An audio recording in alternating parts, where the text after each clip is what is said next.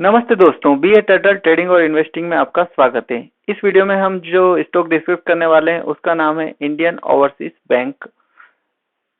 तो इस स्टॉक में कप पैटर्न का ब्रेकआउट हुआ है रिसेंटली और ये अभी ऊपर की तरफ ट्रेड कर रहा है। तो हम इसमें अपने पोटेंशियल बाइंग पोजीशन, जो कि हमारी बाइंग जोन कहाँ पे हो सकता है, स्टॉप लॉस कहाँ होना चाहिए और टारगेट कितना रख सकते हैं, तो उसके लिए हम डिस्कस करेंगे।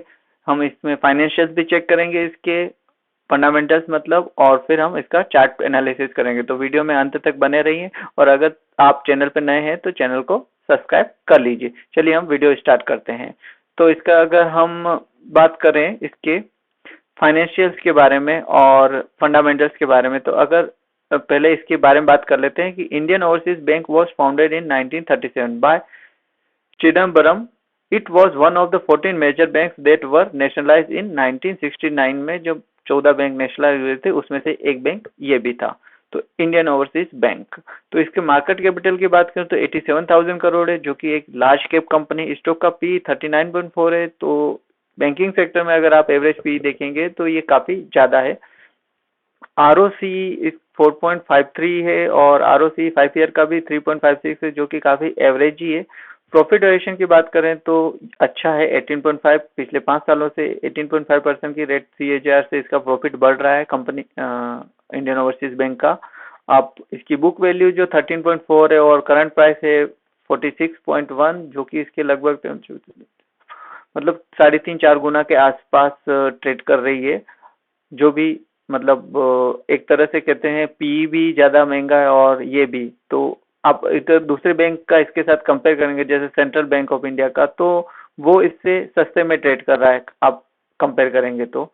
इंटरेस्ट कवरेज 1.21 है, डेप्थ टू इक्विटी 11.2 है, तो 11 गुना ज्यादा इसके पास डेप्थ है इक्विटी से।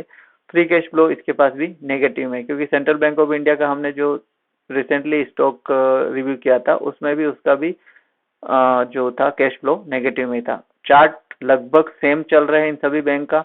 इसका भी चार्ट वैसे ही है। 16-17 सितंबर में 2022 में एकदम 16-17 के आसपास ट्रेड कर रहा था और फिर इसने 34.75 का हाई बनाया था लगभग 15 दिसंबर के बाद, और फिर इसने अगेन इसको यहाँ पे ब्रेक किया इस हाई को, और ये 45-46 के आसपास ट्रेड कर रहा है। सेंट्रल बैंक इंडिया 50 के आसपास ट्रेड कर रहा है। सिमिलर चार्ट है एकदम, आप देख सकते हैं। प्रोज और कौन की बात करें तो लिस्ट ऑफ कौन से इसमें आप यहाँ से देख लीजिए। सभी कंपनियों में, सभी बैंकों में कंटिजेंसी लायबिलिटी अच्छी खासी करोड़ों में, मतलब लाखों करोड़ों में है। और company has delivered good profit growth of 18.5 CAGR over last 5 year, यही एक अकेला प्रोज है। अगर आप इसके पीयर कंपैरिजन करें, जो कि आप देख सकते हैं बैंक पब्लिक सेक्टर बैंक का, तो ये 3rd नंबर पे आता है पब्लिक सेक्टर बैंक में। State bank India, bank of Baroda के बाद इंडियन ओवरसीज बैंक आता है। स्टॉक का पी काफी महंगा है, सभी बैंकों से सबसे ज्यादा महंगा पी इसी का है, आप देख सकते हैं। और बाकी फाइनेंशियल्स भी इतने इतने ज्यादा एट्रैक्टिव नहीं है कि इतना ज्यादा पी पे इसको बाय किया जाए। तो एक तरह से अगर आपके पास चॉइस है दूसरे बैंक बाय करने की, तो इस बैंक को आप अवॉइड भी कर सकते हैं, भला ही ये काफी अप ट्रेंड में चल रहा है। आप देखेंगे मंथली चार्ट में, आप मंथली चार्ट इसका मैंने ओपन कर दिया है। ये लगभग 2003 में लिस्ट हुआ था 17 रुपये 80 पैसे के पास, और इसने जो हाई बनाया है वो भी 200 रुपए के आसपास का है, 228 रुपए लगभग। सेंट्रल बैंक इंडिया ने भी इतना ही हाई बनाया था, मतलब आसपास ही हाई बना रहे हैं ये।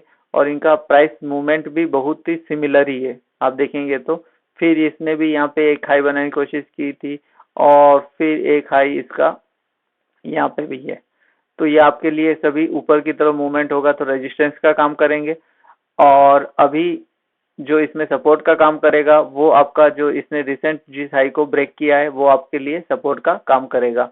ये हाई जो इसने ब्रेक किया है ये आपके लिए एक सपोर्ट का काम करेगा, और ऊपर वाला रेजिस्टेंस का। और अभी इसमें 200 जो ईएमए है मंथली का, वो भी आ रहा है ऊपर 48 के आसपास। तो वो हो सकता है कि अगेन रिजेक्शन के लिए काम करे, या यहाँ पे थोड़ी देर प्राइस रुक जाए या कंसोलिडेट हो, इस तरह से बिहेवियर हो सकता है।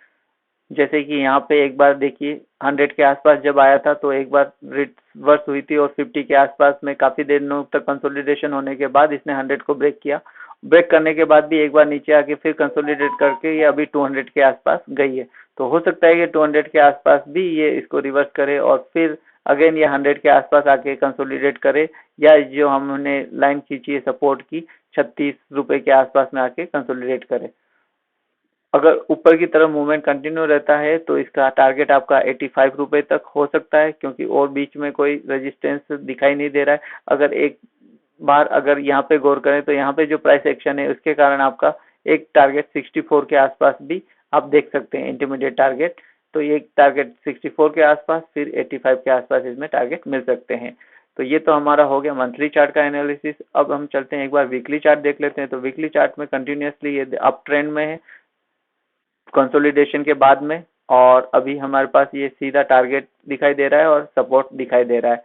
तो ये अभी दोनों चीजों के बीच में है। अगर आप एंट्री लेते हैं तो आपका स्टॉप लॉस 36 रुपए के नीचे होना चाहिए और टारगेट 64 रुपए के आसपास फर्स्ट टारगेट, और फिर और यहाँ पे होल्ड करके ऊपर जाता है तो आप अपना स्टॉप लॉस मूव करके टारगेट ऊपर शिफ्ट कर सकते हैं। अगर हम डेली चार्ट देखें तो डेली चार्ट में भी आज इसने काफी अच्छा रिटर्न दिया है, लगभग 16-17% के आसपास इसने रिटर्न दिया है सेंट्रल बैंक ऑफ इंडिया ने।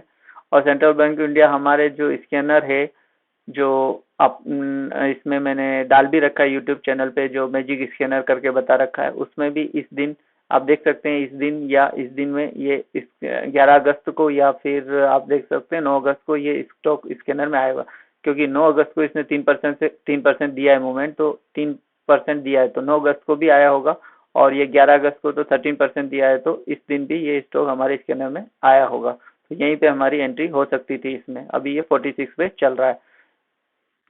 और दूसरी बात, अगर आप यहाँ पे देखेंगे 4 जुलाई को, तो 4 जुलाई को भी इसने 3.21% दिया, तो यहाँ पे भी आप चेक कर सकते हैं, क्योंकि बॉलिंजर बैंड स्क्वीज है यहाँ पे भी और यहाँ पे भी, तो इस पॉइंट पे भी आपकी एंट्री हो सकती है। उसमें आप चेक करके देखिएगा स्कैनर को, स्कैनर में ये पॉइंट पे और ये पॉइंट पे, दोनों पॉइंट पे आपको इसमें एंट्री मिली होगी।